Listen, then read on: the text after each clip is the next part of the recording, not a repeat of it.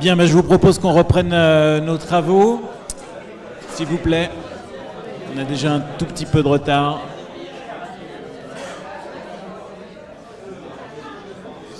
Merci. Donc nous allons passer maintenant à la partie sur la modification des statuts et du règlement intérieur de la fédération. Et je vais laisser la parole à Johan.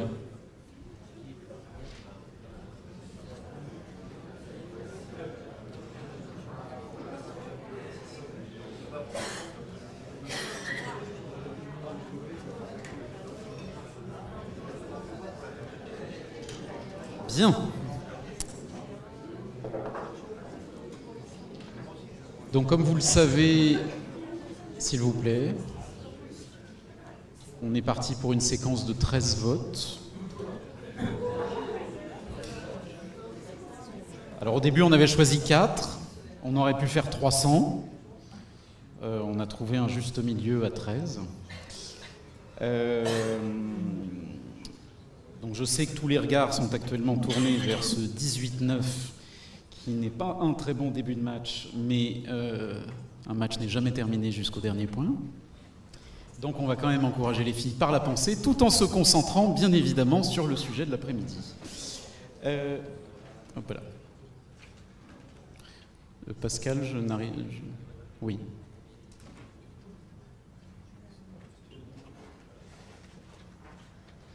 Hop, on est bon. Bien. Donc, comme je vous le disais ce matin en introduction, c'est un sujet qui est évidemment à la fois technique, à la fois pragmatique, et évidemment aussi en termes de vision associative. La question qui nous est posée aujourd'hui, c'est certes d'un côté prendre en compte la loi du 2 mars 2022 sur la démocratisation du sport en France, dans le même temps, de vous restituer les travaux du groupe de travail qui a travaillé pendant 2 ans sur ce sujet-là, dont certains sont dans la salle et je les en remercie. J'en profite aussi, petite parenthèse, puisque c'est notre première assemblée générale au sein du groupe Zénitude, pour remercier Yann, parce que c'est une brique importante. On est accueillis aujourd'hui par la chaîne Zénitude sur une prestation et une dotation à l'année qui nous permet effectivement de réduire nos coûts de fonctionnement sur les assemblées générales et sur les conseils exécutifs. Donc c'était important de remercier Zénitude qui nous fait confiance et puis Yann pour le travail qu'il a effectué. Donc je disais, il y a les enjeux liés au projet fédéral, les enjeux liés à la loi, et puis les enjeux liés aussi à un certain nombre de retours divers et variés, de contradictions dans les textes qui ont pu émerger, de choses qui petit à petit sont revenues aussi et remontées des territoires. Il y a actuellement un comité de réflexion sur les statuts types des organismes déconcentrés qui ont aussi fait des remontées sur le sujet. Donc c'est pour ça que dans la première note, vous aviez 12 votes et que dans la nouvelle version qui vous a été transmise mercredi, il y a 13 votes, parce qu'on a extrait une donnée d'un vote suite à des retours. Donc là, on va... Alors même si, pour certains, vous avez déjà entendu 4 fois ces éléments, pour ceux qui ont fait la tournée des territoires, l'AG de mai 2023, plus les échanges avec les territoires au mois de novembre, décembre, janvier, et puis en conseil exécutif.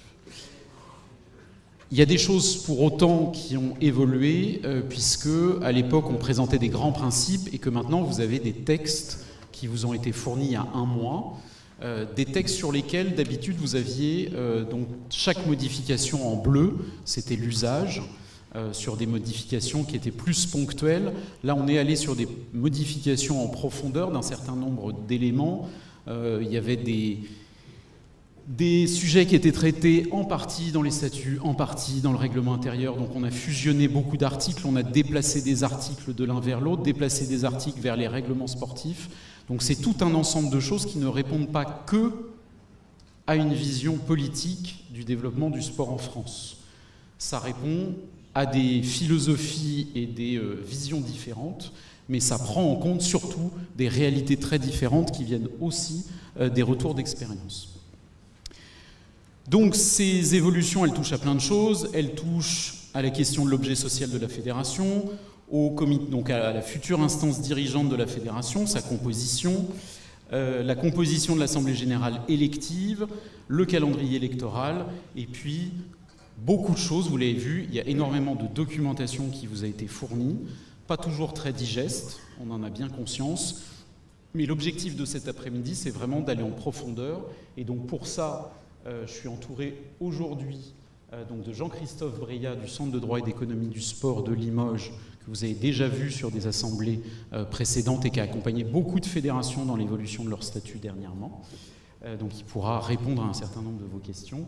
Et puis Émilie et Nicolas qui ont évidemment piloté en interne tous ces travaux-là, parce qu'il y a des choses qui ont été discutées dans le groupe de travail, et puis il y a des choses techniques qui ont été apportées par les équipes par rapport aux différentes remarques qui ont été faites. On fera une petite pause, on ne va pas se faire les 13 votes d'un coup, sachant qu'il y a une partie introductive globale, et puis après, sur chacun des votes, il y a un point de situation, les motivations sur pourquoi faire ce vote-là, la comparaison avant-après, et puis après, les réponses à vos questions et la phase de vote. Et éventuellement, comme vous l'avez vu dans la note, sur certains textes, sur certaines propositions, si elles sont rejetées, il y a des alternatives qui ont été proposées en conseil exécutif et qui vous seront soumises. Donc voilà. On est parti.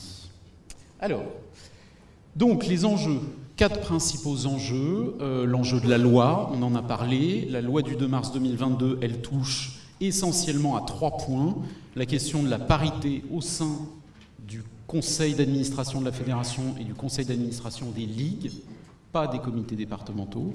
Il y a la question de la représentativité de différents collèges au sein du futur comité exécutif.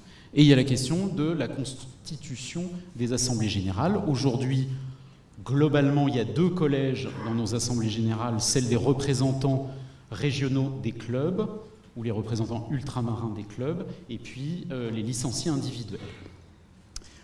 Donc demain, évidemment, la loi nous impose de faire évoluer ça. Un deuxième point, c'est des engagements qu'on avait pris, qui sont marqués dans le projet fédéral, donc il n'y a pas de surprise sur ces propositions-là. L'important, c'est qu'on puisse débattre de leur mise en œuvre et de leur validation ou pas. Donc sur la question de l'inversion du calendrier électoral, sur la question là aussi de la représentativité au sein du comité exécutif, de l'instance de contrôle et puis la limitation des mandats dans le temps et dans l'espace.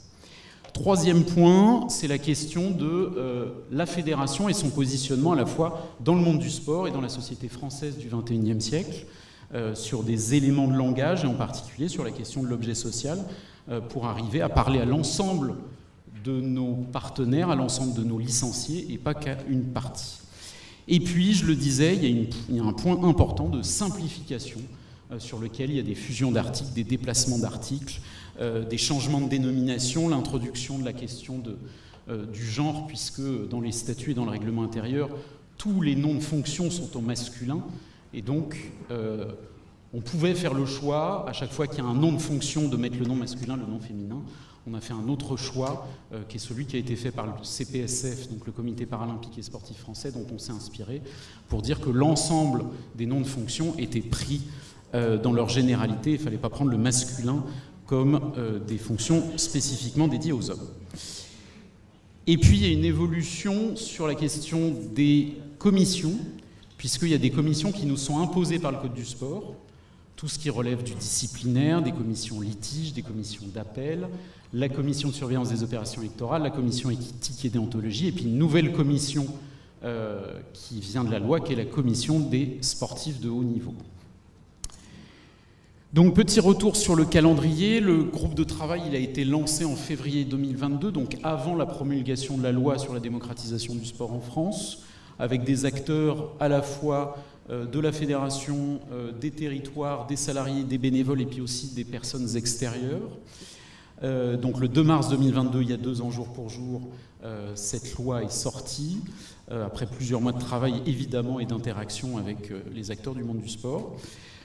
Décembre 2022 et février 2023, donc Pascal Candeille et Nicolas Catroux ont mené un certain nombre d'auditions d'acteurs, suite en particulier à des questionnaires qui avaient été envoyés à plein d'acteurs, donc les acteurs des élections de 2020, les acteurs de la commission de surveillance des opérations électorales, commission éthique et déontologie, conseil des présidents de ligue, voilà, donc Plein de gens ont reçu ce questionnaire et suite à ce questionnaire, donc Pascal et Nicolas ont réalisé un certain nombre d'auditions pour enrichir les débats au sein du groupe de travail. Printemps 2023, donc en amont de l'Assemblée Générale de mai l'année dernière, il y avait une tournée des ligues en visio pour vous présenter les grandes orientations. Et puis après, tout au long de l'année, ça a été petit à petit l'aboutissement de l'écriture de ces textes, qui encore une fois sont des réécritures en profondeur et pas juste à la marge quelques modifications. Ces textes-là, ils ont été validés par le ministère des Sports au mois de décembre. Donc les propositions ne sont pas contraires au Code du sport, et donc ça, on pourra y revenir. En janvier 2024, donc au président de ligue, on a présenté un premier découpage, et puis avec les discussions, on a affiné ce découpage-là pour arriver aujourd'hui à un découpage en 13 votes. Et puis donc, le 20-21 janvier 2024, les textes ont été validés pour soumission à cette Assemblée Générale par le comité exécutif, avec, comme je le disais, potentiellement des versions alternatives sur certains votes. Donc voilà ce qui s'est passé depuis 2 ans. Je tiens à remercier tous les membres du groupe de travail, tous ceux qui ont contribué aux différents questionnaires et aux auditions tout au long de ce processus de rédaction. Code couleur. Donc ça sera le même code couleur que ce que vous aviez dans les documents. Ce qui relève du Code du sport indépendamment de la loi de mars 2022, donc ce qui est historique, ce qui relève de la loi du 2 mars 2022, ce qui relève du projet fédéral, et puis évidemment on a 2 types de textes, des statuts et du règlement intérieur, avec 2 majorités qui sont différentes, puisque pour modifier les statuts, il faut une majorité des 2/3, et pour modifier le règlement intérieur, il faut une majorité de 50%. Donc il y a certains votes où il n'y a que des modifications du règlement intérieur, donc ça sera une majorité à 50%, d'autres aux 2/3 si ça relève des statuts, et quand il y a des votes qui concernent à la fois des modifications des statuts et du règlement intérieur, ça sera une majorité à 2/3, et évidemment, même si on fait, imaginons 57%, ça ne validera pas les modifications du règlement intérieur, parce qu'il y a beaucoup de choses qui se parlent entre les textes, et il ne suffit pas de voter un article, potentiellement ça peut avoir des conséquences sur d'autres articles d'un autre texte. Est-ce que c'est clair pour le cadre général? Et on rentre dans le vif du sujet. Donc, premier point, donc ça se retrouvera dans plusieurs votes. Donc tout ce qui se retrouve dans plusieurs votes, c'est passé dans l'introduction. Premier point d'évolution, c'est donc la composition de l'instance dirigeante de la fédération. Donc la photographie à date, les élections de 2020. Donc on a un conseil exécutif à 22 membres, avec 40% minimum des 2 sexes, pas de limitation de mandat. 3 types de scrutins, un scrutin de liste à la proportionnelle à 2 tours, avec aujourd'hui 14 sièges pour la liste arrivée en tête et 5 sièges à la proportionnelle pour les 2 listes arrivées au 2e tour. Vous avez un scrutin uninominal pour le médecin, avec 1 siège, et un scrutin plurinominal pour 2 sièges, sans critères. Donc ça, c'était la photographie aujourd'hui. La photographie de demain, ce qui vous est proposé, donc c'est un comité exécutif, donc changement de nom, on passe de conseil exécutif à comité exécutif pour une question de diminutif, puisqu'il y avait un diminutif qui avait beaucoup fait parler à l'époque. Donc comme ex, ça sera beaucoup plus facile. Donc ces 23 membres maintenant viennent de 5 collèges différents et plus de 3.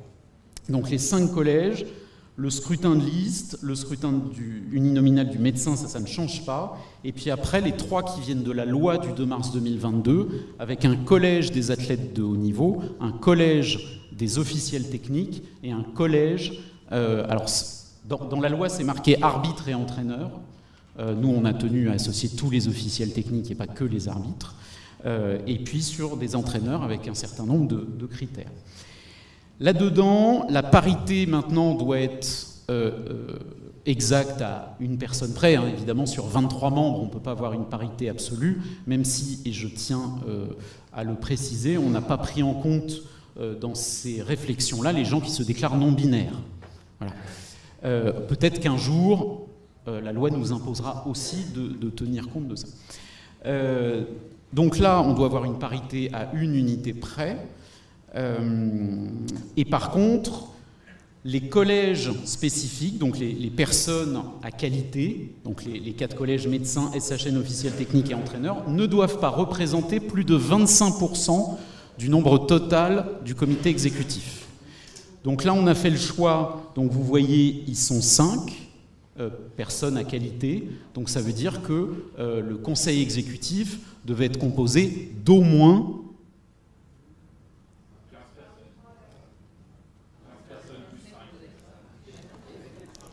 4 fois 5, 20. Donc au moins 20 personnes. Si on avait pris pour la parité le choix de mettre 2 officiels techniques, un homme, une femme, 2 entraîneurs, un homme, une femme, 2 athlètes de haut niveau, un homme, une femme, et un médecin, ça faisait 7, il fallait automatiquement au moins 28 personnes. Donc c'est pour ça qu'on a fait le choix de dire sur les collèges officiels techniques et entraîneurs ce que la loi nous laissait la possibilité de faire, pas sur les SHN. Sur les SHN, c'était obligatoirement un homme, une femme. Sur ces 2 collèges-là, on a fait le choix de prendre une personne et de dire, on fait les scrutins précédents, on constate le ratio homme-femme, et on fait en fonction, s'il faut forcément 2 hommes, ça sera les 2 hommes du binôme mixte sur les officiels techniques et les entraîneurs, et puis si on a le choix, on fait un tirage au sort entre l'homme et la femme. Ensuite, donc ça c'est ce qui vient de la loi, sur des choses qui étaient des engagements du projet fédéral, il y avait la question de la limitation des mandats dans le temps, et donc ce qui vient de la loi, c'est la limitation des mandats pour le président, donc à partir d'aujourd'hui, un président ne pourra pas faire plus de 3 mandats de plein exercice, et donc le de plein exercice n'était pas spécifié dans la loi, donc on l'a précisé dans nos textes, ça veut dire un mandat qui a duré au moins 3 ans. Et donc on a fait le choix aussi d'aller plus loin que ça, on y reviendra tout à l'heure, et donc de limiter les mandats par poste pour l'ensemble des postes. Donc qu'un vice-président ne puisse pas faire plus de 3 mandats, qu'un trésorier ne puisse pas faire plus de 3 mandats. Par contre, rien n'obligera de faire 3 mandats de président, un mandat de vice-président. Et après, d'avoir une limitation à 4 mandats, donc 16 ans au sein du conseil exécutif. Tout ça, évidemment, ce sont des propositions. Vous voyez, le code couleur n'est pas le même. Il y en a qui viennent de la loi, il y en a qui viennent du projet fédéral. Je vous propose qu'on traite les questions spécifiques au moment du vote sur chacun de ces points-là, si ça vous va. Sur les collèges officiels techniques et entraîneurs, évidemment, il fallait préciser les critères, qui avait le droit de voter et qui avait le droit de candidater. Ici, donc, les collèges électoraux que vous voyez en bas. Sur les officiels techniques, c'est tous les OT qui sont déclarés actifs dans PUNA, en dehors des professionnels fédéraux et organismes déconcentrés. Sur les entraîneurs, pourront voter tous ceux qui ont un diplôme d'État ou équivalent, mention badminton, là aussi en dehors des professionnels de la structure fédérale. Et puis ceux qui ont le droit de candidater pour siéger au comité exécutif dans ces collèges-là, vous voyez, vous avez un certain nombre de critères qui ont été proposés. L'échéancier, donc évidemment, là, le 4, il est déjà fixé, c'est le 14 décembre, pour la publication des résultats du scrutin de liste et du scrutin uninominal. Il y a des choses qui vont se passer avant, donc typiquement les SHN, on va mettre en place la commission des sportifs de haut niveau, qui déterminera les 2 personnes qui siégeront, un homme, une femme, au sein du comité exécutif. Ça sera fait en amont du processus électoral traditionnel. Pareil, les OT en leur sein donc, désigneront un binôme mixte d'OT et les entraîneurs feront pareil. Ensuite, donc, le 14 décembre, on proclamera les résultats du scrutin uninominal du médecin et du scrutin de liste. On attribue tous les sièges, on regarde le ratio homme-femme et donc après, on tire au sort si nécessaire dans le binôme d'OT et dans le binôme d'entraîneur. Donc voilà comment va se dérouler sur cette année le processus électoral de la future instance dirigeante de la fédération. On continue donc, je vous avais dit, le troisième point impacté par la loi, c'est la composition de l'AG élective. Jusqu'ici, il n'y avait qu'un type d'assemblée générale à la fédération. On ne distinguait pas AG ordinaire de AG élective. Là, l'objectif, c'est de créer 3 types d'assemblée générale avec des fonctions et des compositions potentiellement différentes. À date, donc je le disais tout à l'heure, les représentants régionaux des clubs et les licenciés individuels. Avec des mandats de 4 ans, et les voix portées par chacun d'entre vous, vous le savez, dépend du nombre de licenciés de votre ligue. Ce sur quoi on a constaté évidemment un conflit au cours de ce mandat-là, puisqu'il était marqué dans les textes que vous, en tant que représentants régionaux des clubs, vous étiez élus pour 4 ans, mais par contre que le nombre de représentants à chaque AG de la Fédé dépendait du nombre de licenciés au 31 août de la saison précédente.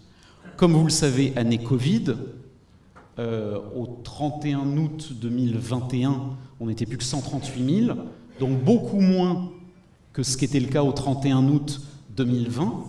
Or, vous avez tous été élus sur les calculs du 31 août 2020.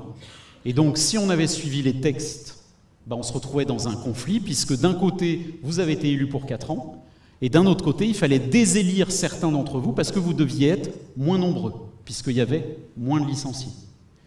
Nous, on a fait le choix, par respect pour l'engagement bénévole, de dire non, vous avez été élu 4 ans, vous avez été élu pour 4 ans, vous restez élu pour 4 ans. Donc on a privilégié cette disposition-là, mais donc aujourd'hui, évidemment, il faut qu'on modifie ça dans nos textes pour que ça ne soit plus à chaque fois une décision de l'instance dirigeante, mais que ça soit clair. Le nombre de représentants est déterminé au début de l'Olympiade. Par contre, le poids que vous portez chacun dépend effectivement du nombre de licenciés de la saison précédente. Ce qui vous est proposé aujourd'hui, donc, la loi vous dit qu'il faut 50% minimum sur les AG électifs pour les clubs. Donc il faut que les clubs représentent 50% des votants et 50% des voix. Minimum. Ça, c'est ce que dit la loi. Sur les 50% restants, chaque fédération fait ce qu'elle veut. Il y a des fédérations qu'on dit on fait 100% club. Il y a des fédérations qu'on dit 50% club, 50% grands électeurs de ligue. Nous, on a fait le choix de donner la parole à tout le monde, 50% pour les bénéficiaires du projet fédéral que sont les clubs et 50% pour les acteurs du portage sur les territoires du projet fédéral qui sont les ligues et les comités. Et pour ne pas créer des doublons et refaire des élections encore différentes des actuelles, on prend exactement vous aujourd'hui en tant que représentants régionaux des clubs, et pareil pour les comités, on ne va pas élire d'autres représentants. Les représentants départementaux des clubs aux AG de ligue deviendront aussi les représentants départementaux des clubs aux AG de la fédération. Avec une ventilation 50-30-20, pour ceux qui ont parcouru les textes avec une grande assiduité, une grande attention, vous avez vu qu'il y a un article purement mathématique qui n'est pas très digeste. Émilie, on t'entend. Alors pourquoi cet article-là ? Cet article-là, il vous dit, il y avait 2 choix.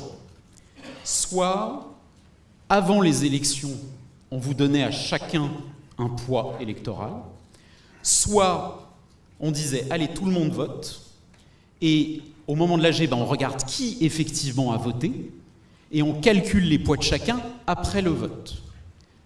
Il y avait les 2 possibilités. On a fait un choix. Le choix, c'est le premier, c'est de dire, avant les élections, vous connaîtrez déjà chacun quel est votre poids électoral.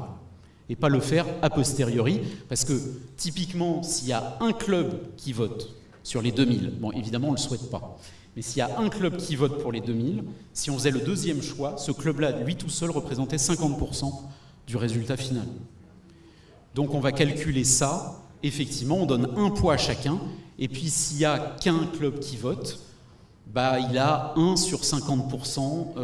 Voilà, donc je vous renvoie au calcul du plus petit multiple commun entre les 3 collèges qui sont là. Si vous avez des questions, je me ferai un plaisir d'y répondre.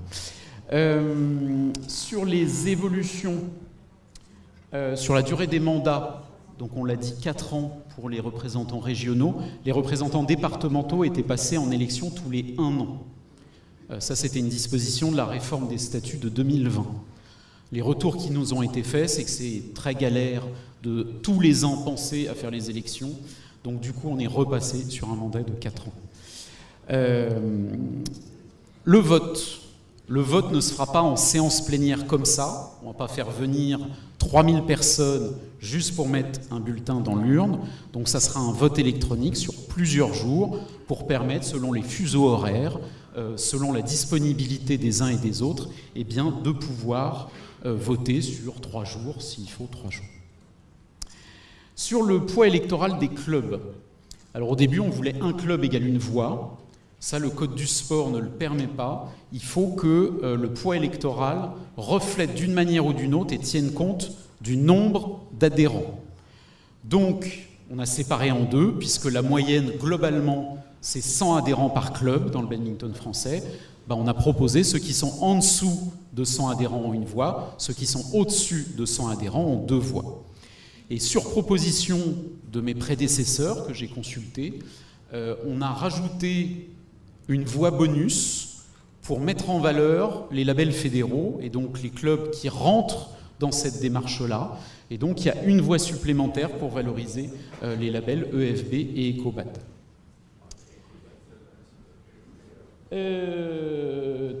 Donc, essentiellement, tout ça, c'est des dispositions statutaires. La seule disposition qui est réglementaire, c'est le calcul de la voix supplémentaire pour les clubs. Et donc ça, je pense qu'on a fait le tour de cette diapo-là. Et donc, on en arrive à 3 types d'assemblées générales différentes. Les assemblées générales ordinaires, qui sont convoquées nécessairement tous les ans. En présentiel, qui est dédié à la question des bilans, bilan financier, bilan d'activité, avec comme population, vous, donc les représentants régionaux des clubs. Les AG extraordinaires sont dédiés à des décisions exceptionnelles, et en particulier la modification des statuts. Donc ça, c'est ponctuel, on n'en fait pas tous les ans. Et c'est la même population, donc vous, les représentants régionaux des clubs. Et puis les AG électifs, comme on vient de le voir, soit tous les 4 ans, soit en cas de révocation, avec un vote électronique sur plusieurs jours pour élire le comité exécutif de la fédération avec le ratio 50-30-20 qui vous a été proposé. Donc ça, vous allez avoir des éléments qui vont se retrouver dans plusieurs des 13 votes. Petit point, ça vous avait déjà été présenté précédemment, mais on le rappelle, les conséquences pour les organismes déconcentrés. La parité stricte sur l'instance dirigeante ne se fera pas en 2024, elle se fera en 2028, pour donner plus de temps à chaque ligue de trouver suffisamment de représentants des 2 sexes pour composer son instance dirigeante. Il n'y a pas d'implication sur les comités départementaux. La limitation à 3 mandats pour un même président de ligue, c'est applicable dès maintenant. Ceux qui ont déjà fait 3 mandats, alors s'ils sont dans leur 3e, la loi leur donne droit à en faire un petit 4e, parce qu'on dit ça change en cours de route, donc on vous fait une fleur. Mais tous les autres, ceux qui sont déjà à 4 mandats, à 5 mandats, je ne pense pas qu'il y en ait, vous n'avez plus le droit de recandidater. Et la question avait été posée sur la question de la fusion des ligues en 2015, ça remet les compteurs à 0. Sur les modifications des statuts types, donc évidemment les statuts types des ligues et des comités seront impactés, quoi qu'il arrive, par la prise en compte de la loi. Donc c'est pour ça que, comme je le disais tout à l'heure, il y a une cellule de réflexion qui travaille actuellement sur ces statuts types des OD. Ce que ça va impacter, donc encore une fois, tout ça c'est en cas de vote aujourd'hui. En cas d'inversion du calendrier électoral, la question des licenciés individuels, la question du médecin, la question de la gestion des délégués, sur les élections des délégués, sur les déménagements des délégués, sur le poids en termes de voix des délégués, etc. La question des incompatibilités et la possibilité pour les comités de ne plus fonctionner qu'avec un conseil d'administration. Il n'y aura plus d'obligation d'avoir un bureau. Donc ça, c'était l'introduction, et maintenant, on va rentrer dans le vif du sujet. sur les 13 votes. Donc là aussi, comme ce matin, on se donnera le temps qu'il faut. S'il faut qu'on revienne demain matin sur cette question-là, on reviendra demain matin. Sinon, on aura des ateliers à la place. Autre point de vue, donc encore une fois, je remercie les équipes qui seront heureuses une fois que ce chantier sera enfin terminé après 2 ans de travail dessus, quels qu'en soient les résultats. L'important, c'est vraiment de se donner le temps pour répondre à toutes les questions. Voilà.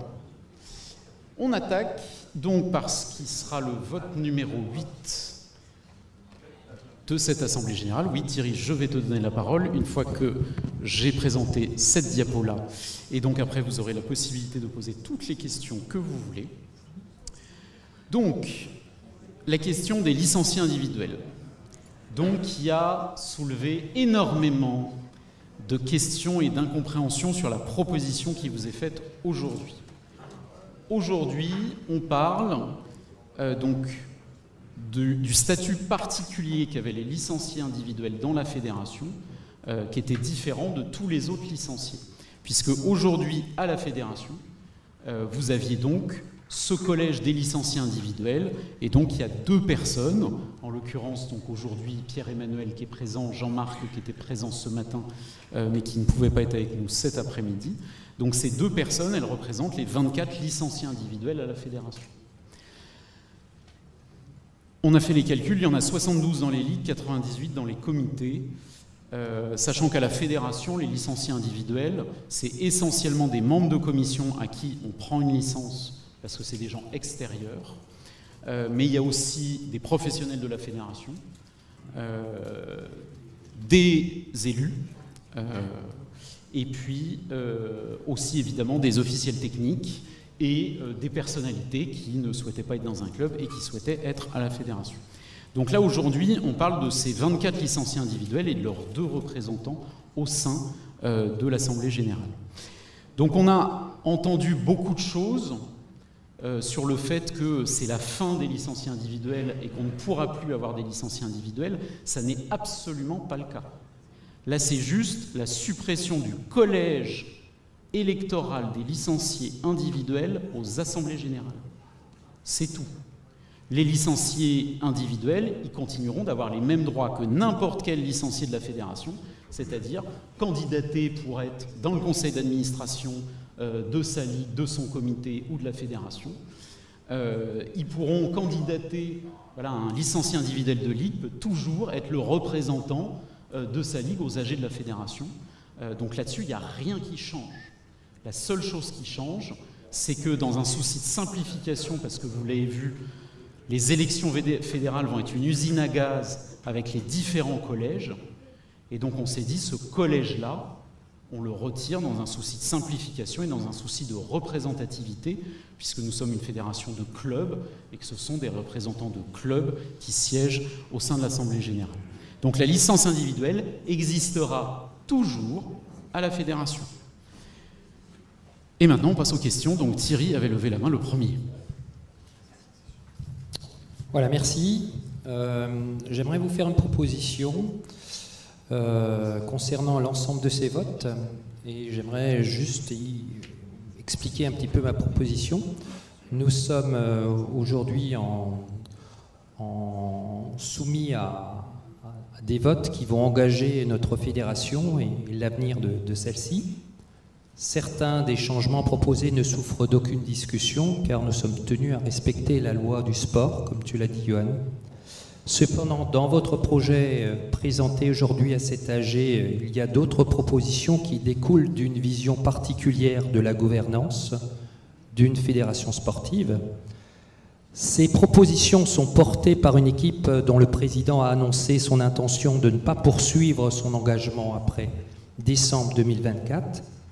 Et nos statuts sont faits pour s'inscrire dans la durée, dans l'avenir, pour s'affranchir de visions politiques qui passent. S'ils ont besoin d'être rénovés, cela peut se faire que dans un climat serein et affranchi de tout clivage. Si des révisions sont nécessaires, elles doivent se faire dans la sérénité et le consensus, dépourvues de tout clivage. En tant que délégué, je soutiens fermement l'intégration des dispositions réglementaires de la loi du 2 mars, tout en rejetant tout ce que l'équipe actuelle a greffé autour. Je propose donc de laisser à l'équipe qui va arriver en décembre 2024 le choix de son mode de fonctionnement. Et en tant qu'amoureux du badminton et de bénévoles engagés, je vous exhorte à ne pas nous perdre dans des querelles stériles. Le président de la FFBAD a déclaré sur LinkedIn, en conclusion de son propos intitulé « Le colibri s'est brûlé les ailes », que sa méthode a pêché trop haut, trop fort, trop vite. Aujourd'hui, je vous propose une autre démarche, fédérer, construire et aller de l'avant. Merci Thierry.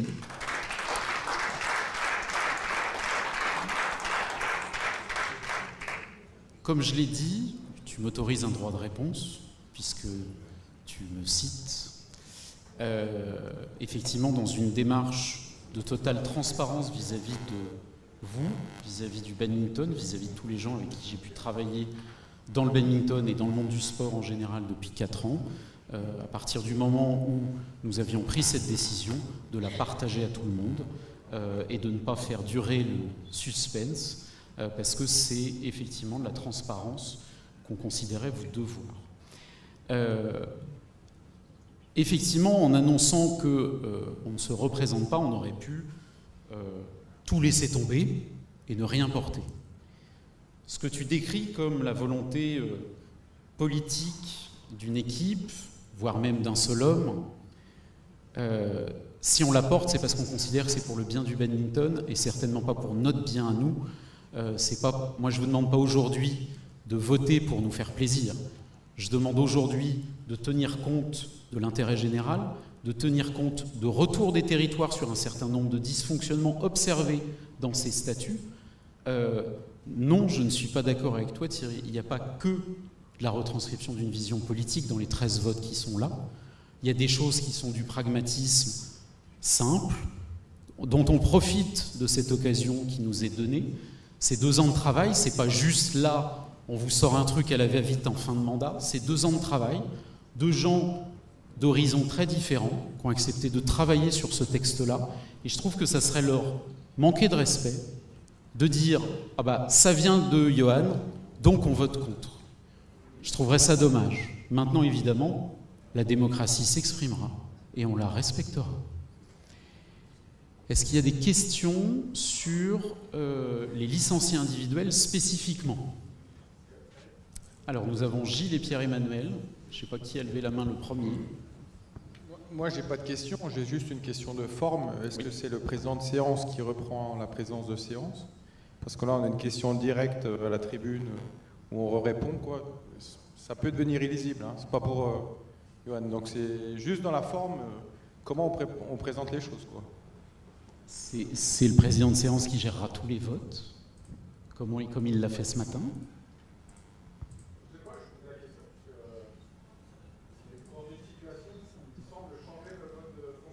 Et donc, quelle est ta question, Pierre-Emmanuel, sur spécifiquement les licenciés individuels? Ok.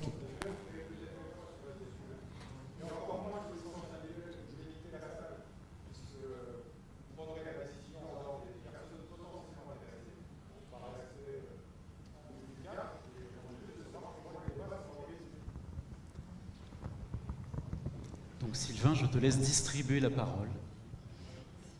Très bien, donc la parole est à Gilles.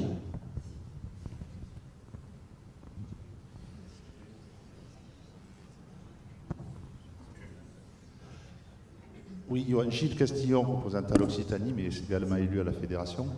Dans le dernier paragraphe, je vois une différence avec le propos que tu as eu juste avant. C'est-à-dire que si on maintient les licences individuelles, nous ne pourrons être candidats que dans l'instance dans laquelle ils ont pris la licence individuelle. Ça voudrait dire que quelqu'un qui est d'un comité ne pourrait pas se présenter à la fédération. Bah si, comme tout licencié. Ou alors je ne lis pas très bien, l'administration auprès de laquelle ils ont pris FFBAD ou OD pour représenter dans les assemblées générales. Bah, FFBAD ou OD, il faut clarifier. On va laisser répondre notre conseil. Juste. Oui. Alors, techniquement, excusez-moi, comme je fais un peu d'enseignement, j'essaye de repartir un peu en arrière. Les fédérations, par principe, c'est des associations de clubs. Donc l'entité de base, le membre de base d'une fédération, en France, alors on peut être d'accord, pas d'accord, hein, mais c'est le code du sport, c'est le club. Par exception, le code du sport autorise éventuellement, et c'était votre cas jusqu'à présent, de délivrer premièrement des licenciés individuels. Ça, c'est un premier choix qui peut être fait par les fédérations. Je n'ai pas les chiffres exacts, mais en gros, sur les 110 fédérations en France, il y en a à peu près 20-25 de mémoire qui délivrent des licences individuelles, c'est-à-dire des gens qui ne sont pas spécifiquement rattachés à un club. Ça, visiblement, ça ne change pas. Vous pourrez toujours continuer à le faire. Ensuite, il y a un deuxième choix qui est à faire, c'est est-ce que ces licenciés individuels, qui ont une première casquette, celle de licenciés de la fédération, on leur donne une seconde casquette qui est celle de membre de la fédération. C'est deux choses juridiquement différentes, être licencié de la fédération et être membre de la fédération. Si on donne cette seconde casquette, ça a une implication immédiate, qui est votre cas jusqu'à présent, c'est qu'il faut organiser leur représentation spécifique à l'Assemblée générale, avec un collège dédié, et aujourd'hui, vous avez donc 2 représentants. Attendez, je poursuis mon propos. Donc ça, c'est ça qui est supprimé aujourd'hui, cette représentation spécifique. Ensuite, les droits qui sont attachés à la licence individuelle, la fédération peut faire le choix de les limiter à un droit de pratique. Certaines fédérations le font. Ici, les droits iront au-delà de la simple possibilité de pratiquer à travers la licence. Il y aura aussi une possibilité de participer à la vie de la fédération. Premièrement, en étant élu au comité exécutif, comme n'importe quel licencié. Deuxièmement, et je viens à votre question, en étant représentant à l'Assemblée générale de la fédération, non pas en tant que représentant des licenciés individuels, mais en tant que représentant du territoire dans lequel la licence individuelle aura été délivrée. Je crois que vous venez de l'Occitanie, ce qui est très bien, moi j'habite Toulouse. Si la région Occitanie délivre des licences individuelles, les personnes concernées pourront être élues représentants à l'Assemblée générale, évidemment à l'Assemblée générale de la Ligue, ça va de soi, mais également à l'Assemblée générale de la Fédération, mais uniquement dans le collège Occitanie, pas dans le collège Normandie, pas dans le collège de Corse. Et pour préciser les choses, pour finir, ils pourront se porter candidats aussi à la fédération. Tout à fait, tout à fait. Ouais, donc tout à fait. Tu peux au-dessus, tu peux pas en dessous, évidemment. Oui. Si tu as une licence individuelle à la Ligue Occitanie, tu peux pas candidater dans le comité 31. Oui, sauf à être d'un club où là où justement on est membre complet. Tout à fait. Voilà. D'accord, donc c'est bien de le clarifier. Voilà, c'est pour ça que parce j'ai pris un petit peu de temps pour vous répondre, mais c'est... Indépendamment de la représentation, effectivement. Complètement, c'est deux choses qui sont... La seule différentes. chose qui est supprimée, c'est la représentation spécifique, parce que, une fois de plus, je vous ai dit qu'il y avait à peu près 25 fédérations qui délivrent des licences individuelles qui donnent des droits différents. En revanche, de mémoire, je crois qu'il y avait 3 fédérations, si vous votez en ce sens, il n'y en aura plus que 2, qui en plus donnent la deuxième casquette de membres qui, franchement, philosophiquement, dans la mesure où une fédération, c'est une assemblée générale de clubs, une fédération de clubs avant tout, fait moins sens. Voilà. Mais pour le reste, il n'y a rien de changé. Oui. Pierre Gédelier, donc Ligue de Normandie. Moi, ce qui m'interpelle un petit peu, c'est qu'on peut être éligible sans être électeur.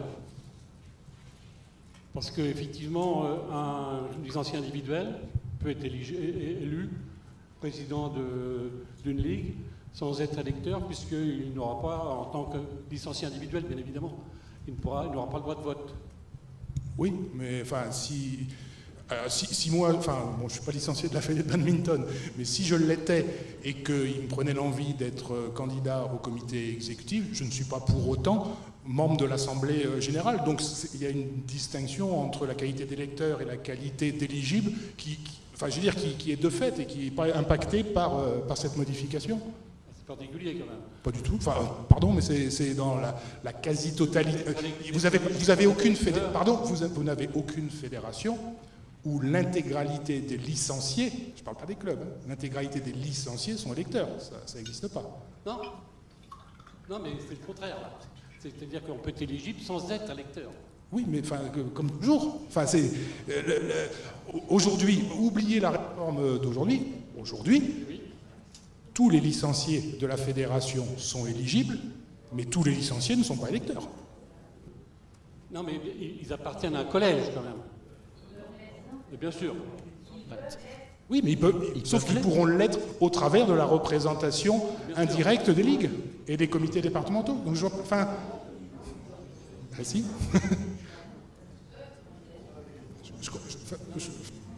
Ils ne peuvent pas appartenir à un collège. C'est ça. Tout licencié individuel pourra candidater au comité exécutif de la fédération.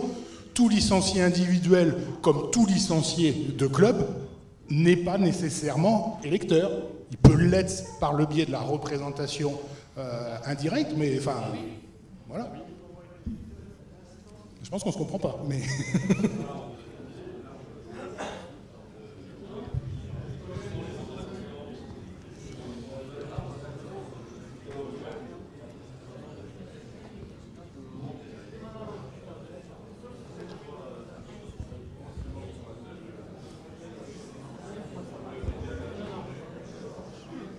Est-ce qu'il y a d'autres questions, remarques?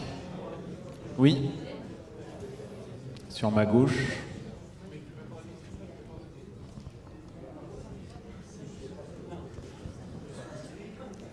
Cécile Laforêt, Ligue Nouvelle-Aquitaine. Est-ce qu'on sait comment les licenciés individuels sont traités par les autres fédérations? Est-ce qu'on s'est renseigné?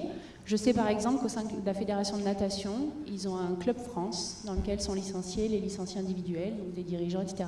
Et ce club a le droit de vote à l'Assemblée générale et est représenté comme un club parmi les autres clubs. C'est ce que je vous disais tout à l'heure. Il y a quelques fédérations, mais pardon, ultra minoritaires. Alors vous en avez cité une, la Fédé de natation, mais qui ont fait le choix, comme on peut. Enfin voilà, c'est un choix qui a été fait par cette fédération d'organiser.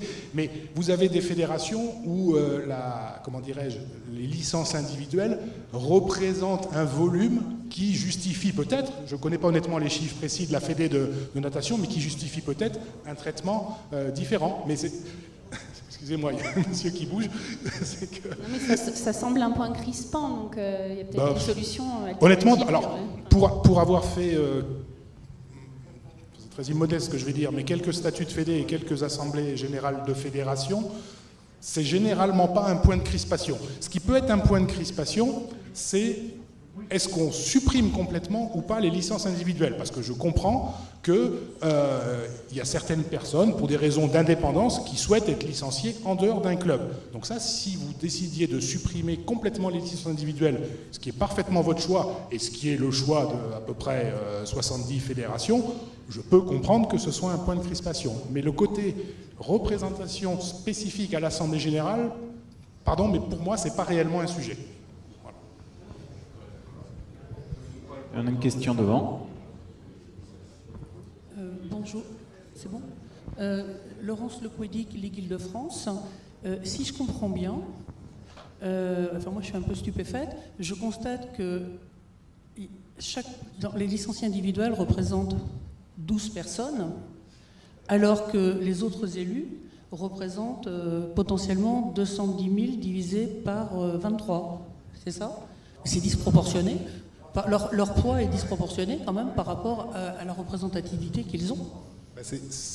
Pardon, mais je pense que c'est précisément une des raisons qui font que la représentation spécifique des licenciés individuels à la Fédération française de badminton, qui a été mise en place, et honnêtement je ne me prononcerai pas sur l'historique, j'étais pas là à cette époque, peut-être que ça se justifiait à un moment, peut-être qu'en faisant ça, on estimait que ça entraînerait un développement des licences individuelles et que ça justifiait une représentation particulière, mais je vous rejoins assez sur le fait que, à date, la représentation est assez disproportionnée par rapport au reste, ce qui justifie peut-être de la supprimer.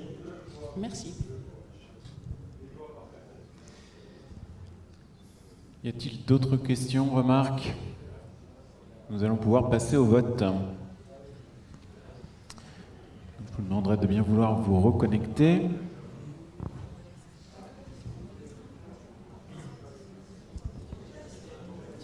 Prêt pour le vote.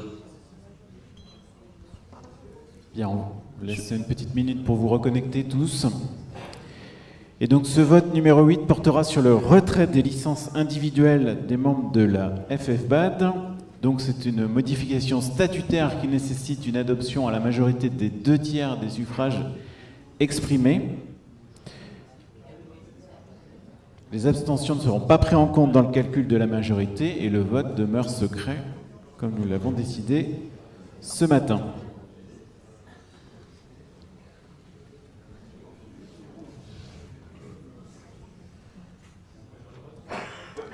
Alors on attend juste une petite minute que tout le monde soit bien connecté.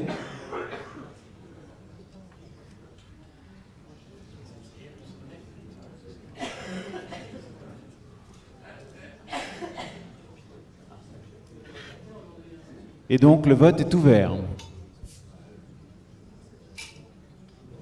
Le vote est ouvert.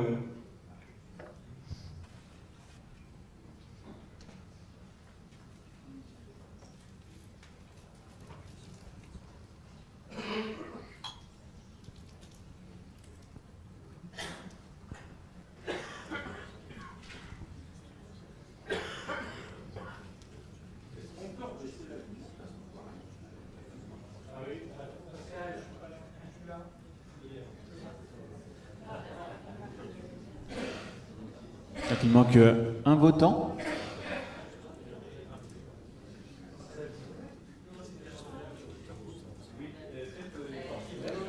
Donc le vote est clos.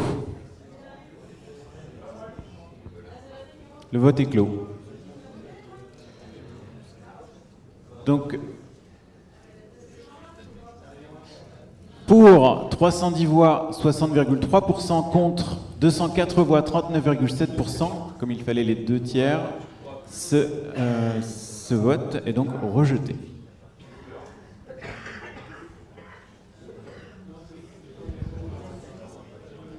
Donc de fait, les licenciés individuels, donc ces 24 personnes et leurs 2 représentants, sont réintégrés dans le collège des ligues, donc les 30% voilà, de l'AG élective. Et normalement, sur toutes les autres assemblées générales, comme aujourd'hui, rien ne change.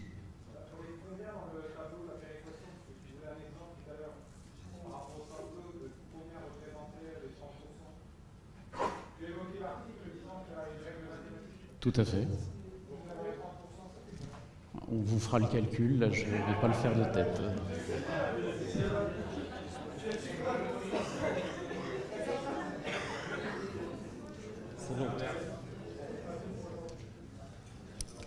Bien, nous passons donc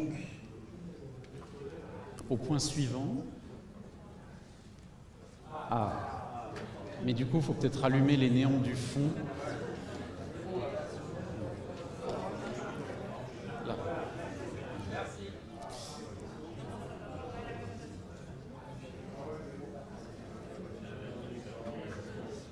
Est-ce que niveau captation, c'est...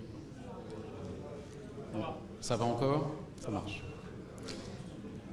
On passe donc sur le, s'il vous plaît, sur le vote numéro 9 qui concerne l'inversion du calendrier électoral. Donc aujourd'hui,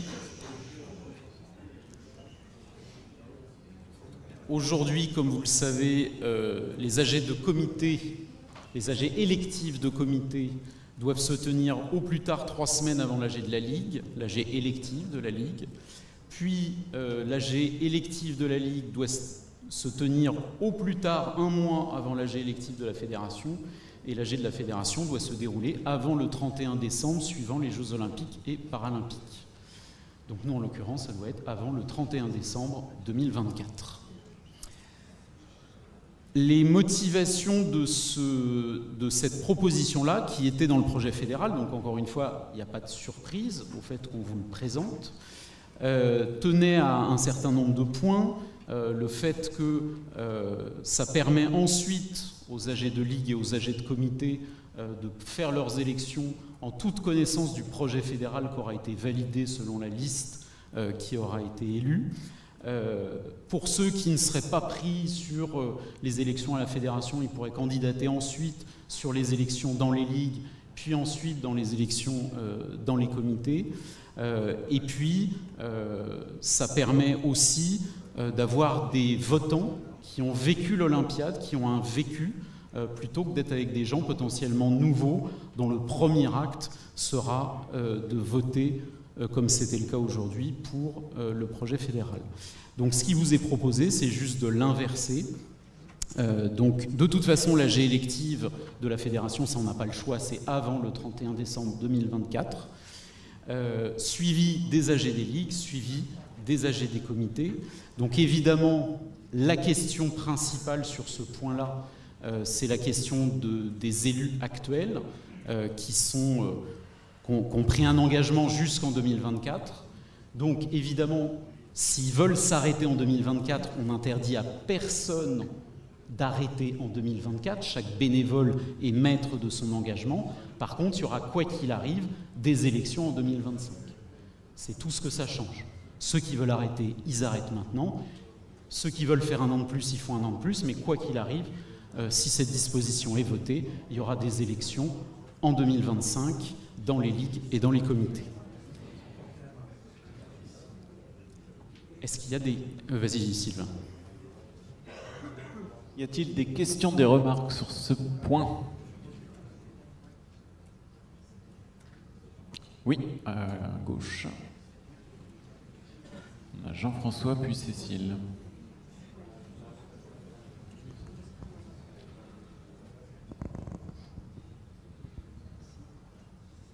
Oui, le calendrier électoral actuel, l'avantage qu'il a, à mon sens, c'est que les électeurs qui vont élire le nouveau conseil, ça se rappelle, conseil exécutif ou comité, c'est eux qui vont choisir le projet qui sera présenté par la liste, par chaque liste. Si on inverse, ces électeurs-là sont mis devant le fait accompli et ils ne seront peut-être pas d'accord avec le projet fédéral qui aura été validé par l'Assemblée générale. Voilà. C'est l'avantage d'avoir un calendrier, de notre calendrier actuel. Tout à fait, mais du coup, ton argumentaire s'inverse complètement aussi dans l'autre sens. C'est-à-dire que si on reprend les élections de 2020, il y a 55% des gens qui ont voté pour un projet, 45% qui ont voté pour un autre. Les 45%, ils n'étaient pas forcément d'accord avec le projet qui a été porté. Et même dans les 55% qui ont voté pour, il y a certainement des gens qui, depuis, ont changé leur point de vue et ne veulent plus de ce projet-là aussi. Donc la démocratie fait que tu as toujours des gens qui sont contents et des gens qui ne sont pas contents. Là-dessus, je ne vois pas ce que ça va changer. Bah pour les arguments, moi je contre-argumente sur ton argument. Là, il y a des arguments pour dire pourquoi est-ce qu'on veut faire ce changement-là.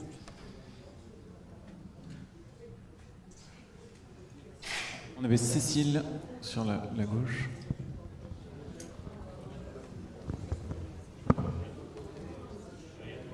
Cécile Laforêt, Ligue Nouvelle-Aquitaine. S'il vous plaît. Fondamentalement, je ne vois pas très bien ce que l'inversion de ce calendrier va changer sur le fait que chaque organe déconcentré continuera à adapter en déant le cadre qui lui est fixé, le projet à la spécificité de son territoire. Par contre, je ne sais pas si vous l'avez constaté sur votre territoire, mais en tout cas sur le mien, il y a une grosse inquiétude de certains bénévoles qui découvrent que leur mandat va durer un an de plus que ce qu'ils avaient prévu. Et qu'il y a des comités qui vont avoir du mal à fonctionner encore pendant un an si cette inversion du calendrier électoral est votée. Merci Cécile. Sur ta deuxième question, je l'ai dit, personne n'est prisonnier de son engagement.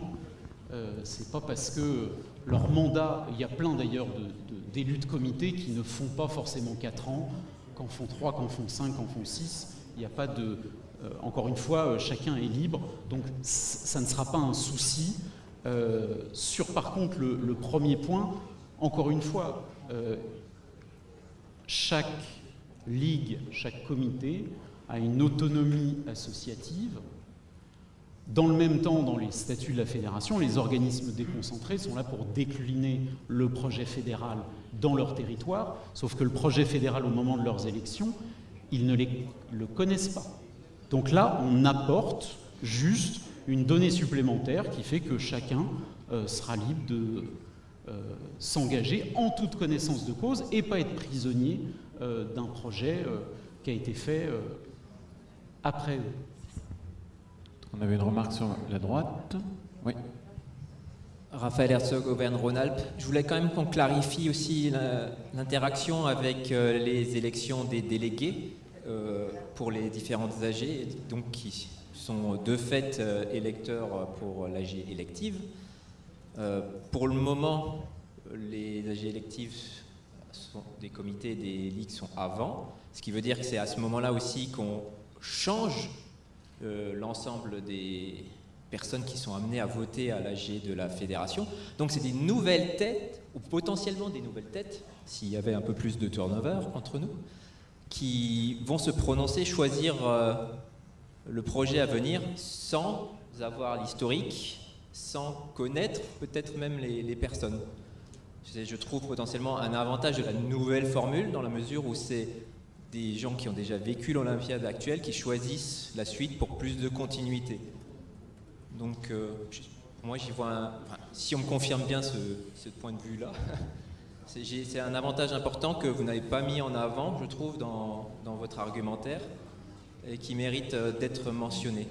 Je confirme, merci Raphaël pour la remarque, les élections des instances dirigeantes des organismes déconcentrés sont synchronisées avec les élections des représentants de l'instance au niveau territorial supérieur. Alors on a Didier puis Kim. Oui, bonjour, Didier Jacquemin, délégué Île-de-France. Moi j'ajouterais simplement une chose, puisque mon prédécesseur, enfin la personne qui a parlé avant moi, a dévoilé un petit peu un argument qui me paraît être évident. Moi, je rajouterais simplement qu'en tant que délégué, pour aller dans son sens, c'est surtout le fait que maintenant, il faut assumer tout ce qui s'est passé. Et je pense que les délégués actuels et élus sont les mieux placés pour pouvoir choisir, entre guillemets, la prochaine équipe qui sera aux manettes sur la prochaine Olympiade. Kim. Kim Niveau, Centre 22 Loire. Moi, j'ajouterais une chose, c'est que le fait de connaître d'abord le projet fédéral, je prends un exemple, la prochaine équipe de ligue qui vous souhaiterait se candidater, il faut qu'elle présente un projet. Ce projet-là, il serait préférable que ce soit une déclinaison du projet fédéral. Hein, on est tous d'accord. On ne peut pas faire l'inverse. Je veux dire, il y a quand même une logique quelque part. En ce qui me concerne, je me vois mal candidater pour une présidence de ligue en opposition ou en non-adéquation avec le projet fédéral. Merci Kim. On a une remarque au fond de la salle, je ne vois pas qui c'est. C'est Nathalie. Moi, je vais sur un autre point. Donc Nathalie Huet, représentante de la excusez-moi, Nathalie Huet et PACA. J'étais donc sur le projet fédéral là, pour continuer sur ce sujet et je m'interroge sur l'article 2.2.4 du RI où il est marqué « Dans le respect des orientations majeures définies par l'Assemblée générale, le comité exécutif définit le projet fédéral de la FFBAD ». Donc je comprends pas bien cet article parce que la liste va arriver avec son projet. Donc je ne vois pas dans le calendrier comment on va pouvoir arriver avec un projet en décembre, que l'Assemblée générale va définir des orientations majeures, donc je ne sais pas quand, puisque ça ne sera pas lors de l'Assemblée générale élective, et que le comité exécutif devra, à partir de ce que l'Assemblée générale aura défini comme orientation majeure, définir un projet fédéral de la Fédé. Donc je me demande si cet article a besoin d'être ici, parce que dans le calendrier électoral, je ne vois pas trop comment on va pouvoir le placer. L'AG, elle définit ces orientations-là dans la mesure où elle choisit la liste et donc le projet qui va avec. Donc les orientations, c'est le projet qui va être porté. Et effectivement, formellement, ce qu'une liste porte, c'est son projet électoral. Il devient projet fédéral le jour où le comité exécutif dit voilà, il y a une liste qui a été élue avec un projet, ça devient notre projet. C'est juste des grandes lignes pour dire ce qui existe déjà, la liste majoritaire, on prend son projet électoral comme projet fédéral. Donc il faut réécrire, à mon avis, il faudra réécrire un peu l'article, à mon avis, pour mieux le formuler. Ok. En fait, ça s'applique pour toutes les assemblées générales, qu'elles soient électives ou non. Et derrière, c'est le comité exécutif qui décline ce qui a été décidé au sein de l'Assemblée générale. Donc voilà, il y a les éléments budgétaires, bien sûr, ou autres. Ça s'applique pas, enfin, c'est pas spécifique à l'Assemblée générale élective. D'autres remarques sur ce point? On passe au vote. Bien, je vous propose de passer au vote numéro 9, l'inversion du calendrier électoral dans les organismes déconcentrés. Donc, s'agissant d'une disposition réglementaire, l'adoption se ferait à la majorité absolue des suffrages exprimés. Prêt pour le vote. Le vote est ouvert.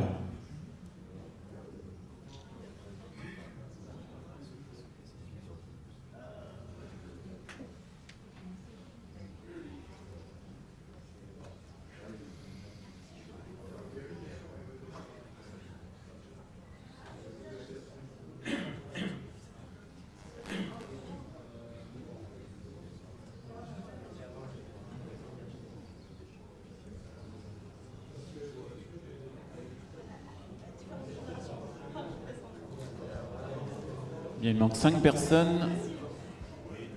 2 personnes.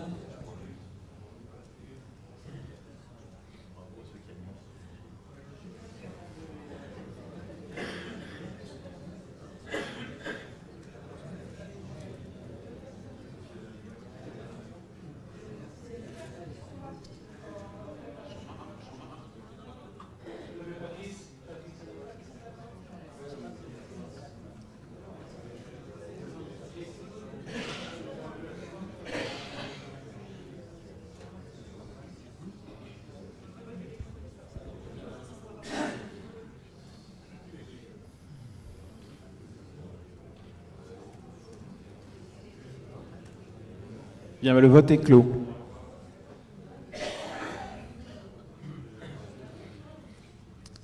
Donc l'inversion du calendrier est adoptée 58%, 298 voix pour, contre 42%, 216 voix.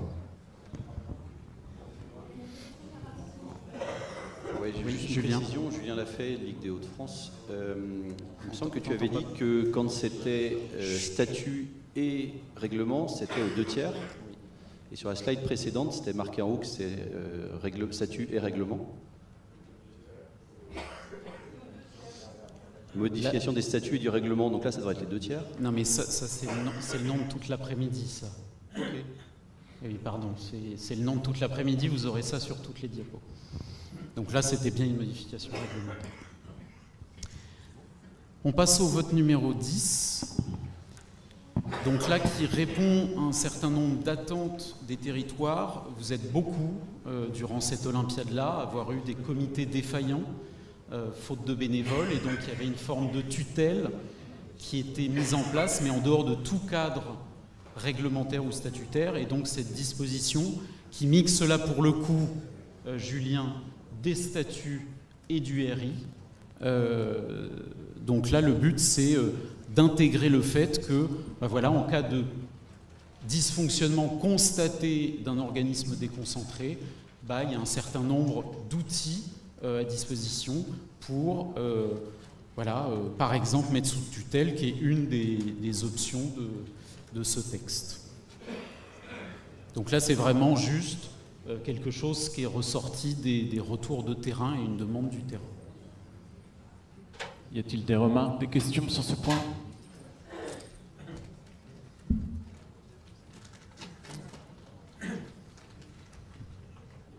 Pas de remarques?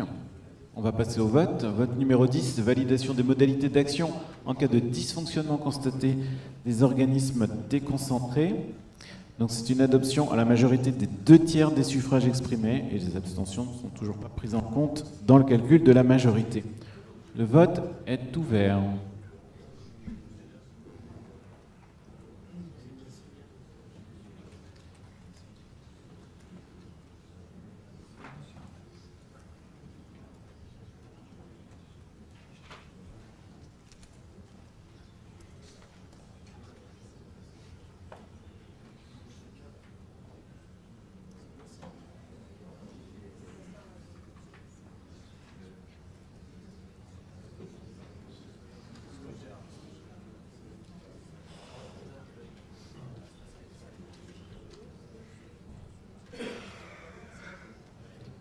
Encore une personne.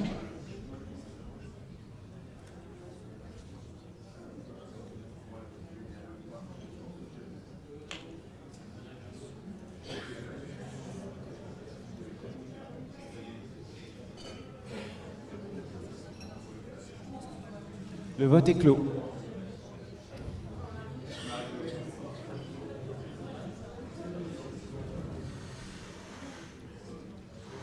Et donc ce vote est adopté avec 79,1% de pour, 416 voix, contre 20,9%, 110 voix.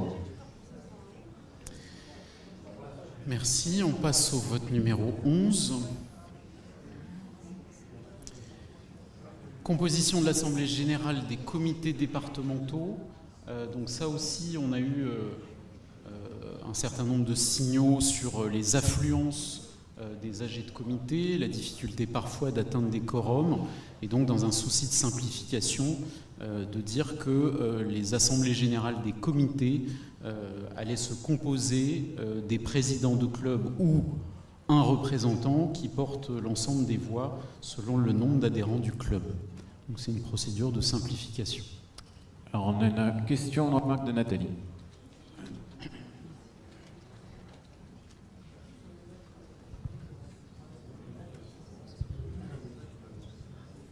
Nathalie Huet, PACA. Alors, moi je reviens sur cette modification qui me paraît juste une aberration pour nos comités. Donc j'ai bien compris, faisant partie du groupe de travail sur les statuts des comités, j'ai bien compris que l'idée c'était de la simplification et d'atteindre le quorum. Ok. En revanche, c'est quand même, je pense que je peux interpeller les présidents de comités qui sont dans cette salle. C'est pendant ces assemblées générales qu'éventuellement on arrive à recueillir quelques bénévoles qui ne se sont pas présentés avant dans aucune commission et qui ne se sont pas présentés pour venir à l'assemblée générale, enfin pour devenir membre du conseil d'administration. En tout cas, chez nous, la dernière fois, on a repioché 3 personnes qui, jusqu'à l'apéro, ont dit bah, peut-être on voudrait intégrer le conseil d'administration. Et donc, voilà. Et j'ai 2 filles supplémentaires et un garçon supplémentaire qui sont venus dans le conseil d'administration alors qu'ils n'osaient pas venir. Et c'est pas les présidents de club qui vont venir. La plupart du temps, c'est des gens qui sont lambda dans le club, qui s'intéressent de près ou de loin à ce qui se passe dans le club. Mais en tout cas, ils viennent comprendre à quoi sert un comité. On part de culture du badminton. Si on est à chaque fois en présence des présidents qui connaissent déjà plus ou moins bien le fonctionnement du badminton, on ne va pas ramener des nouveaux bénévoles. Et moi, je pense que ces assemblées de comité, ces assemblées générales de comité, elles sont très importantes parce que c'est là où on peut réussir à motiver des gens, on peut réussir à leur expliquer ce que fait le comité. C'est déjà compliqué de leur expliquer ce que fait le comité, donc je ne vous explique pas, leur expliquer ce que fait la fédération, c'est quasiment impossible. Donc moi je voterai contre cette proposition parce que pour moi il faut qu'il y ait des représentants de club qui soient plusieurs et qui puissent faire les prochains bénévoles de demain quand les 4 mandats seront passés pour les présidents et les autres membres du conseil d'administration. On a une remarque de Julien. Je peux peut-être répondre. Oui, oui, Julien Dalmas, Ligue Nouvelle-Aquitaine. Julien, je réponds peut-être à Nathalie. Oui, pardon. On est tous d'accord que tout part du club et donc l'AG de comité. Est-ce qu'aujourd'hui, sur les gens qui viennent à ces AG-là, est-ce que la première motivation, c'est le droit de vote? Je n'ai pas la réponse. Et donc, bien évidemment, dire que les AG se composent des présidents de club ou leurs représentants n'interdira jamais de venir avec d'autres personnes. Voilà. C'est la seule remarque que je puisse faire face à l'argumentaire. Merci Johan. Julien. Désolé. Julien Dalmas, donc Nouvelle-Aquitaine. Alors, les enjeux, je les comprends aussi. Par contre, c'est aussi le moment, à ce moment-là, où on présente le projet, où on fait participer les clubs à ce projet. Et donc, je pense que nombre plus soutenu de représentants par club permettrait de partager le projet, que ce soit club ou ligue, de façon plus importante. La deuxième chose qui me gêne, c'est qu'on demande à l'AG électoral la représentativité des clubs. Et s'il n'y a qu'un représentant par club, ils ne vont pas s'imprégner aussi de toute cette politique fédérale que les comités et ligues vont à leur tour aussi diffuser dans leur territoire. Voilà, c'est un petit peu ce que, mon avis, c'était un peu ça. C'est plus on aura de représentants des clubs dans nos organes déconcentrés, plus la représentativité, plus le projet fédéral sera pris à cœur.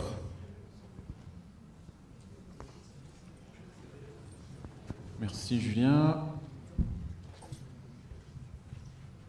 Une remarque? Oui, à droite. Raphaël, Auvergne-Rhône-Alpes. Moi aussi, mon inquiétude, c'est pas tant sur... Enfin, je partage un petit peu la question du bénévolat. Après, on a d'autres leviers pour les faire venir. Là, je suis bien d'accord. Par contre, il faut se dire aussi que c'est à ce moment qu'on élit les représentants pour les AG de ligue.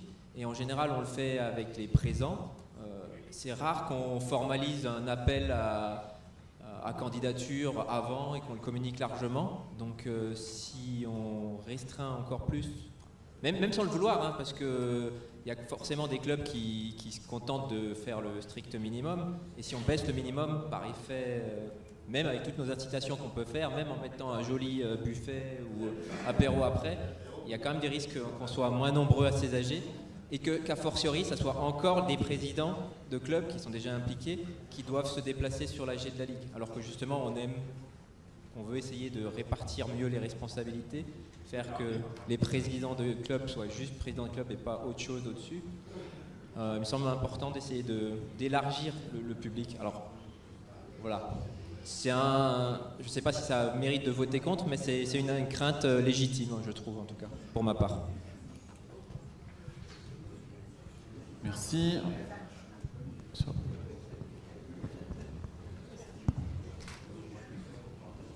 Benoît Baroche, Normandie. La communication fédérale est descendante, elle arrive toujours au président des instances. Et donc, si on se limite au président dans les AG de comité, on va aller sur encore plus d'appauvrissement dans la communication. Moi, j'ai connu en Normandie une difficulté à atteindre un quorum en AG de ligue. À l'époque où on faisait AG financière séparée du reste, j'ai jamais connu de problème sur l'AG de comité où on a du monde et où on a l'occasion de communiquer de manière large.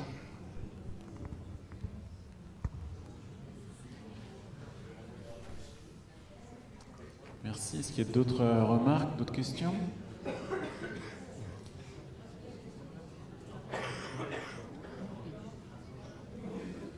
Oui, Jean-François devant.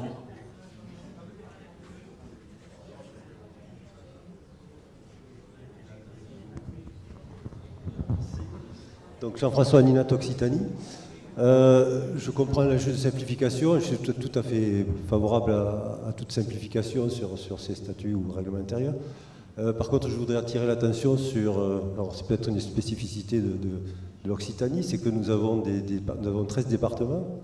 Et nous avons des départements à 4 clubs, 5 clubs, 6 clubs. Ce qui veut dire que s'il n'y a que le président de club qui est présent, il va se retrouver à 4 ou 5 autour d'une table et puis l'Assemblée générale se résumera à ça. Alors, je sais bien, comme tu l'as dit, qu'on pouvait inviter d'autres personnes sans le droit de vote. Mais voilà, ça c'est quand même un danger à ce niveau-là. Merci. Oui, on a encore Didier.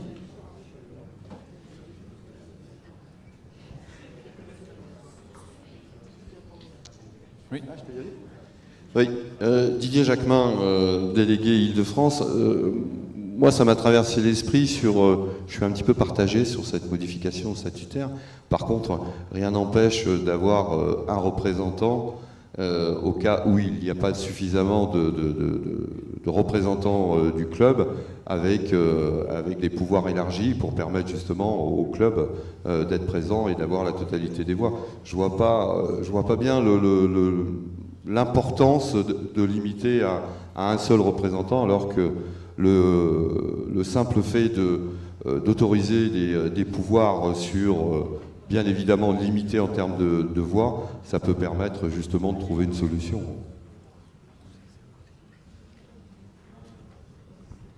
Merci. Oui, on a une remarque sur la droite. Alexandre. Moi, j'entends ce que tu dis, Didier, et je le partage, mais... Pardon, Alexandre Huvet, Pays de la Loire. Et en tout cas, de ce que j'ai cru comprendre de la réponse, c'est un représentant minimum par club, avec justement des pouvoirs élargis, et pas forcément le président. Alors c'est vrai qu'on est dans le symptôme français. Quand on a une simplification, on la refuse, parce qu'on aime bien que les contraintes nous apportent des petites choses supplémentaires. Mais à partir du moment où on est sur un représentant minimum, moi je vois pas vraiment ce que ça change. Si on veut être à 3 ou 4, ben on y va à 3 ou 4. Est-ce qu'il ne faut pas rajouter le minimum alors? Ah non? Aussi on change, parce que sinon on est obligé de venir à 3 ou 4 quand on n'arrive pas à les trouver. Si, c'est bien ça l'enjeu de la simplification.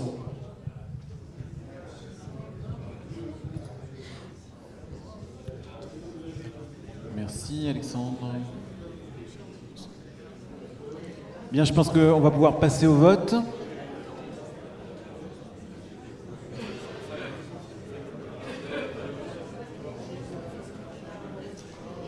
Vote numéro 11.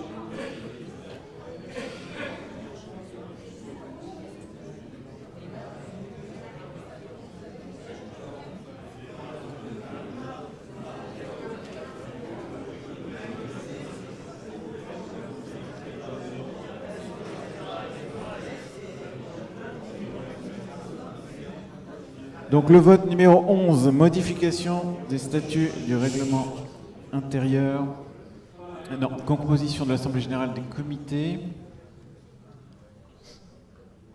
Le vote est ouvert. C'est bien un... Il n'y a pas de minimum, hein, c'est bien un représentant. C'est ce qui est marqué dans la proposition de texte. C'est ça qui est soumis au vote. Oui, c'est ce qui est noté dans la proposition de texte. Oui, il n'y en a qu'un qui vote.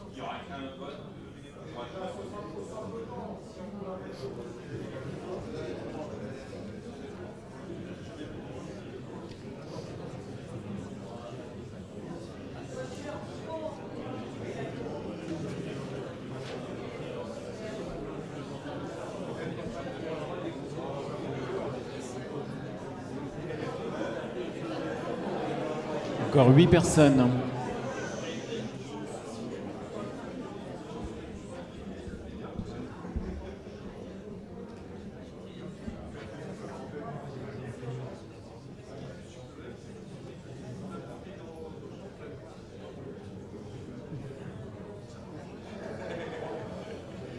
Encore 3 personnes.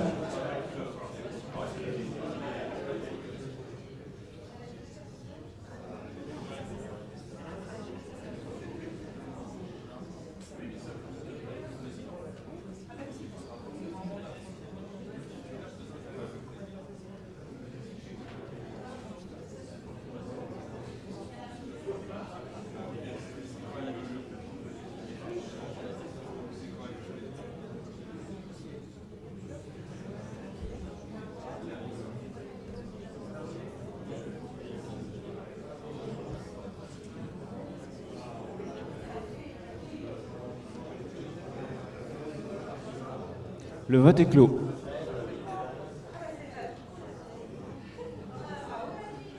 Donc, cette motion est rejetée. 327 voix contre, 66,6% pour, 164, 33,4%. Donc ce qui veut dire, c'est que c'est la disposition actuelle qui demeure, donc le calcul du nombre de représentants et du nombre de voix en fonction du nombre de licenciés. Et tout à l'heure, on verra, pour adopter la mesure de simplification, enfin pour en l'occurrence de clarification, quand on votera pour dire que le nombre de représentants, c'est le nombre de licenciés au début de l'Olympiade, et le nombre de voix, c'est le nombre de licenciés sur la saison précédente. Oui, non, ça c'est fait. Validation des modalités de désignation à la présidence de séance des AG fédérales. Donc là, la motivation de cette proposition-là, c'est effectivement une coutume de commencer les AG de la Fédé en désignant avec un vote pour ou contre une personne. Là, l'objectif, c'est de dire, voilà, le conseil exécutif décide de qui va animer l'AG. Voilà la proposition qui vous est faite. Est-ce qu'il y a des remarques, des questions sur ce point? Donc on peut passer au vote. Vote numéro 12. Donc validation des modalités de désignation à la présidence de séance des assemblées générales fédérales. Le vote est ouvert. Ce sera un vote à la majorité des 2/3.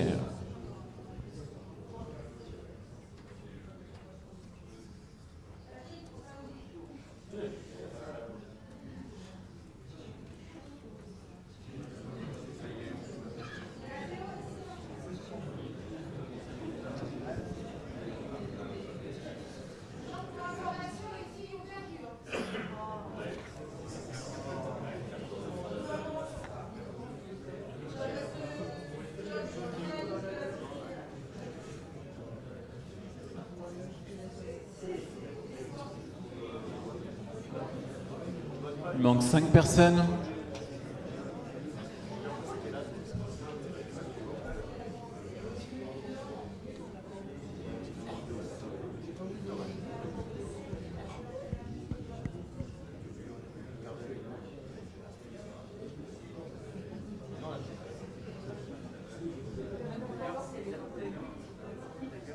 Bien, le vote est clos.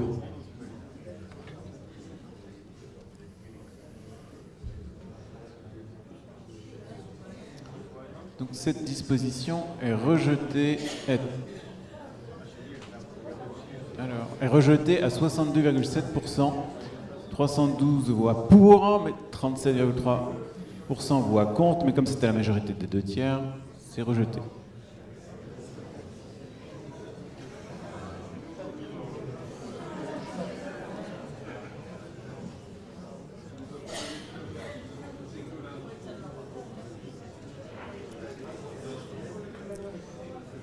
On passe au vote numéro 13, s'il vous plaît.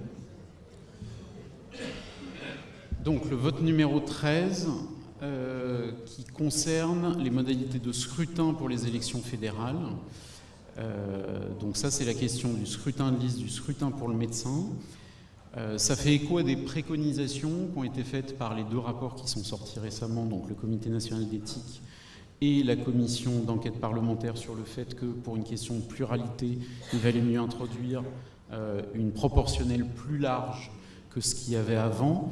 Et donc là, ce qui vous est proposé dans cette mesure réglementaire qui est juste, alors c'est pas dans la loi, mais c'est ce qui permet de mettre en œuvre la loi, c'est d'avoir des listes qui sont un peu plus larges pour pallier les démissions potentielles, puisqu'aujourd'hui, vous le savez, s'il y a une démission sur une des 2 listes, on va chercher dans cette liste-là les gens du même genre, et qu'au bout d'un moment, on finit par épuiser la liste.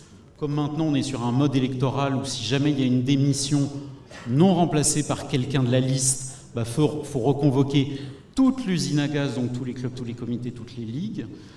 Donc c'est pour ça qu'on a fait le choix d'étendre les listes à plus que ce qu'il y avait avant, pour avoir des suppléants en nombre suffisant.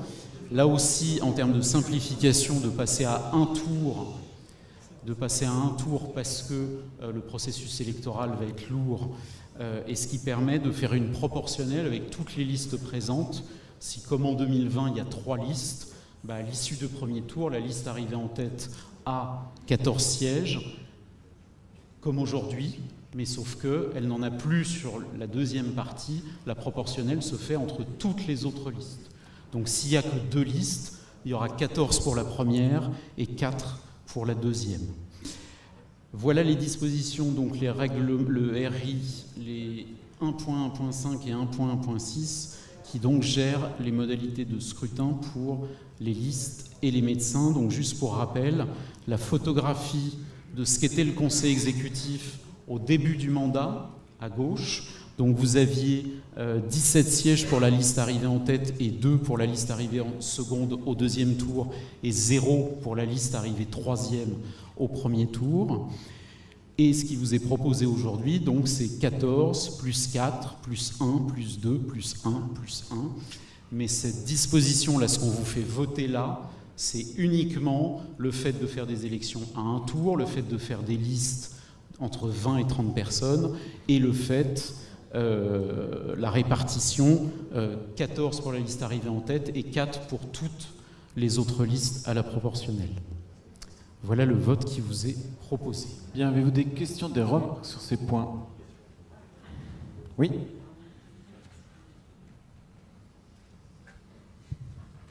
Oui, Pierre Châtelier, donc les Ligues de Normandie. Alors, j'ai bien compris effectivement la proposition.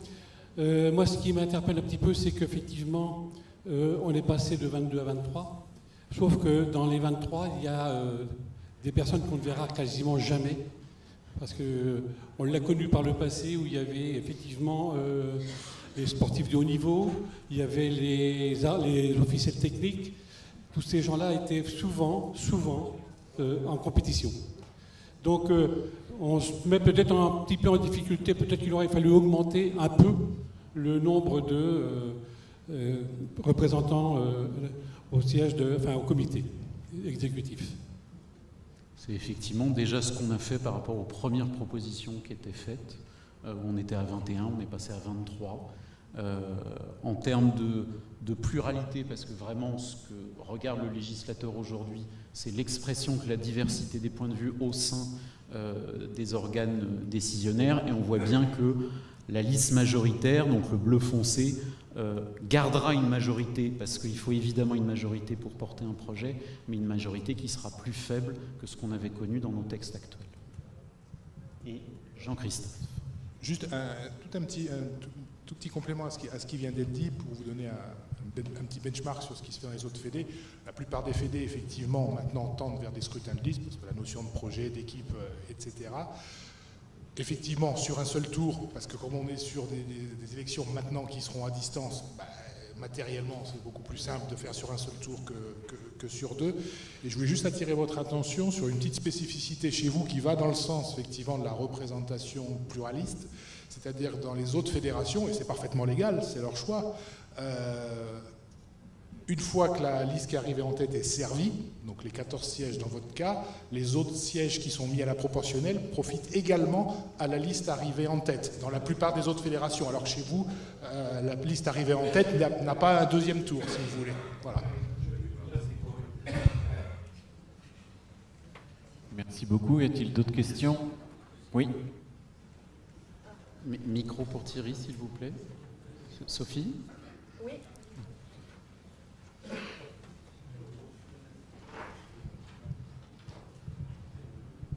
Thierry Steffel, Ligue Grand Est.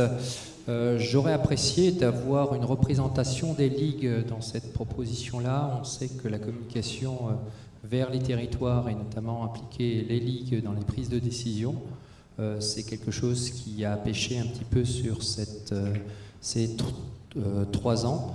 Donc il aurait été, à mon avis, judicieux d'intégrer d'une certaine façon les ligues, avec des représentants, voire la totalité.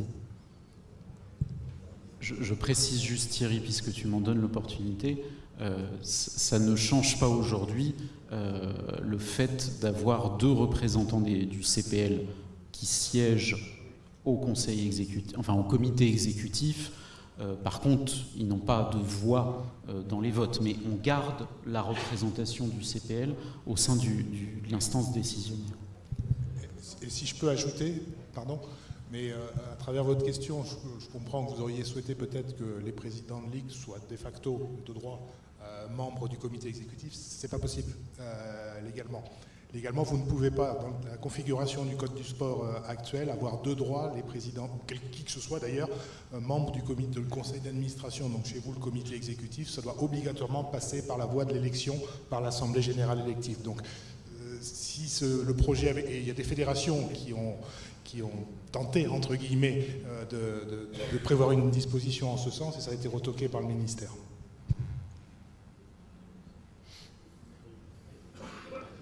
Bien, d'autres remarques?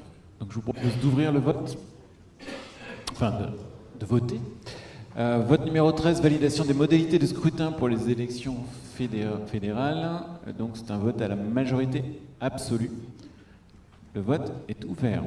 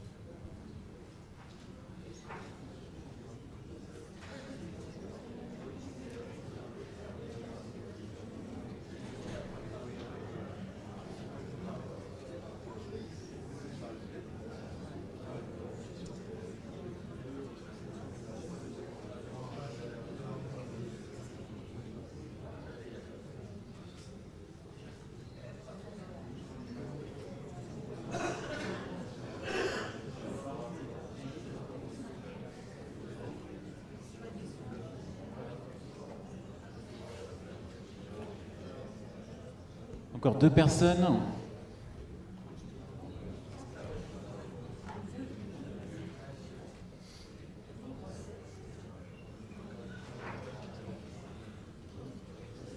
Allez, les 2 derniers.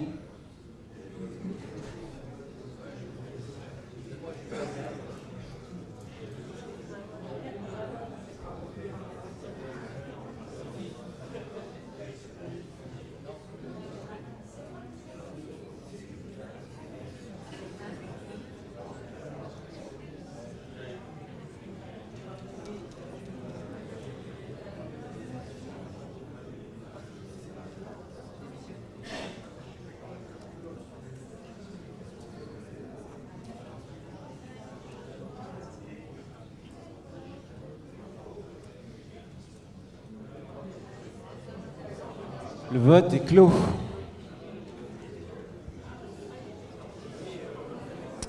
Donc le vote est adopté à 74,5%, 397 voix pour, contre 25,5%, 136 voix. Je vous propose donc de suspendre la séance pour une petite pause. Nous avons 20 minutes, donc retour à 16h20 dans la salle. Je vous remercie.